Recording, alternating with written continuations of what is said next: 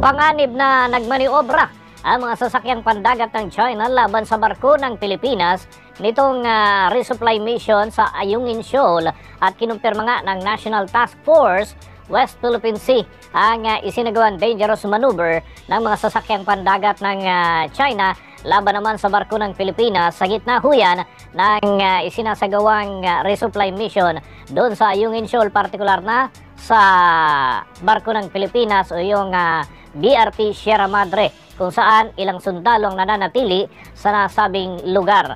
Ayon sa pahayag, ipinabatid sa task force na muling naganap nga ang harassment, mapanganib na pagmaniobra at yung agresibong pag-uugali ng mga sakay ng sasakyang pandagat ng China, partikular na ng Chinese Coast Guard at Chinese Maritime Militia laban huyan sa mga pampublikong sasakyang pandagat sa panahon po ng pagsasagawa ng routine at regular operation sa loob ng Exclusive Economic Zone.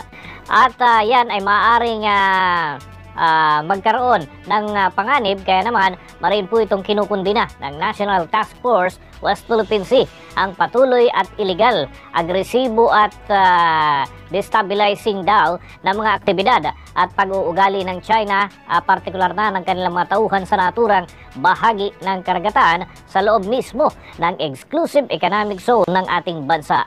Para sa task force, ang resupply operation ay ayon sa lehitimong paggamit ng gobyerno ng Pilipinas sa mga administratibong tungkulin at ganun din yung jurisdiction nito sa West Philippine Sea.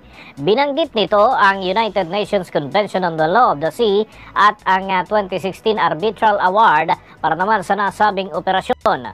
Matatandaan na ang Armed Forces of the Philippines noong Biyernes ay nagsagawa ng panibagong resupply mission sa BRP Sierra Madre sa bahagi ng Ayungin Shoal. Samantala, good news, bagong 2 patrol ships ng Philippine Navy mula sa US ay opisyal ng magagamit at mapapakinabangan dahil nagsagawa na rin ng commissioning ceremony. Hindi ito yung kalakihan at ang pangunahing tungkulin nito ay ang mag-ikot o magpetrolya sa mga coastal at mabababaw na karagatan. Ito ay angkop para sa mga Operation Interdiction Surveillance para sa mga kalaban na sasakyang pandagat. Maliban dyan, maaari ding mag-respond sa mga emergencies sa light territorial space sa loob ng battle low-intensity conflicts environment. Ang barko ay pinangalanang BRP Valentine Diaz at BRP Ladislao Diwa. Ito'y alay sa mga bayaning Pilipino na kasama sa tagapagtatag ng Katipunan laban sa Espanya noong 1896.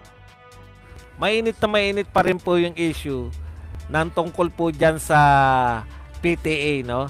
Pag ba si Tulfo gumawa ng batas, halimbawa lang kasi mainit siya sa PTA.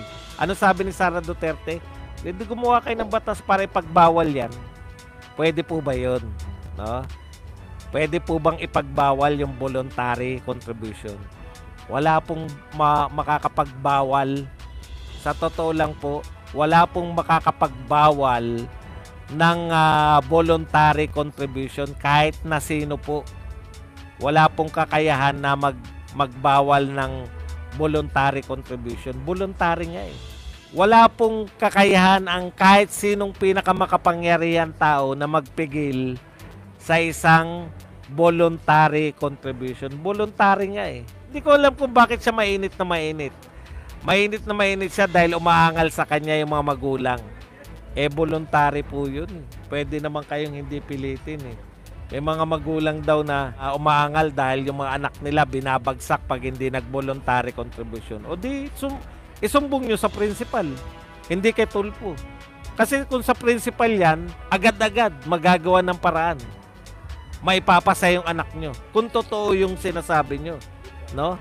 Kung totoo na kaya ibabagsak yung anak dahil sa walang voluntary contribution. O, yun lang yun. Kung nag-voluntary contribution kayo tapos aangal kayo, puta, hindi voluntary yun. At wala kayong karapatang umangal kasi voluntary yung binigay nyo eh. Okay? Napahiya kasi siya. Okay, lalo na yung PTA. Dahil nakalagay po yan sa constitution natin na ang tanong halimbawa, para matigil na yung voluntary, patatanggal yung PTA. Wala pong kapangyarihan ang sino mang senador, no? Sasabihin nyo, gumagawa sila ng batas. Paano pag ipatanggal yung PTA? Hindi ka pwedeng gumawa ng batas na ipatanggal yung PTA. Kasi nakalagay yan sa konstitusyon na kahit sino pwedeng magtayo ng organisasyon. Basta hindi lang yung organisasyon na lalabag sa batas. Yung organisasyon na may mabuting pakay. Kung organisasyon nyo, organisasyon ng mga drug lord, organisasyon ng krimen, di ba? Organized crime. O kaya, organisasyon ng para pabagsakin ng gobyerno, bawal yun. Pero yung PTA, puta kahit saan makarating, ang constitutional, yung gagawa ng batas na ipagbabawal yung PTA. No? Right, freedom and right to assembly. Nasa konstitusyon po yan. Hindi po porket may kapangyarihan kayong gumawa ng batas, yung mga senador at congressman, lahat na ng batas pwede na nilang gawin. Hindi po. Kinakailangan po yung gagawin mong batas nakaayon pa rin sa konstitusyon.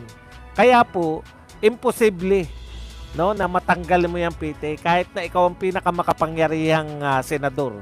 Kahit Senate President ka pa, hindi ka pwedeng gumawa ng batas na tatanggalin nyo yung PTA. Dahil may karapatan yun. Magulang tsaka parents, pwede sila magtayo na organisasyon. Sa labas nga ng eskwela, pwede magtayo na organisasyon. Sa loob pa. Ang layunin lang naman, tumulong sa speaking ng mga tumutulong, no? Ang dami pong tumutulong. Kawawa po mga mahirap sa paningin ng mga mayayamang politiko, no? Minsan po, alam niyo yung, alimbawa yung field trip, no? Voluntary po lahat yan. Field trip, bakit daw may mga, umangal mga mayayaman bakit daw nagpe-field trip yung mga mahihirap? Hindi lang nila sinasabi mahirap. Bakit daw nagpapa-field trip sa mga Star City, sa mga Enchanted Kingdom? Mahihirap na nga yung mga yan. Kawawa naman daw yung mahirap. Alam nyo, sa totoo lang, voluntary po ang field trip. Wala na pong pinipilit ngayon na mag-field trip. Pero mag-ano na lang po tayo, no? Alam niyo po, kasi kayo lahat, yung mga anak nyo, kayong mga mayayaman na politiko, no? Sa totoo lang, kayo nagpapasya para sa ipagbawal. Ito real talk tayo Yung mga mahihirap na bata, hindi po yan makakarating ng Enchanted Kingdom. Pero yung mga malapit siguro doon, taga Bulacan kami. Nagpe-field trip yung mga bata. Hindi po yan hindi po yan makakarating, no, sa Enchanted Kingdom tsaka dito sa Star City yung mga mahihirap na bata kung hindi dahil sa field trip. Sa totoo lang. Kasi mahal po pag pupunta sila, pamasahe pa lang, 'di ba? Tapos magbabayad. Kaya galit ako dun sa mga nagkukunwari concern. Ibig nyo sabihin yung Star City tsaka Enchanted Kingdom, exclusive yan, pang mayaman lang. Sobra naman kayo sa aming mga mahihirap. Diba? Ayan, pag-iipunan po ng mga magulang yan. Kung ako magulang, kahit gaano ako kahirap pinag-aaral ko, wala namang bayad Wala akong ibang binabayaran. Kung magpapa-field trip, minsan lang sa tanang buhay nila.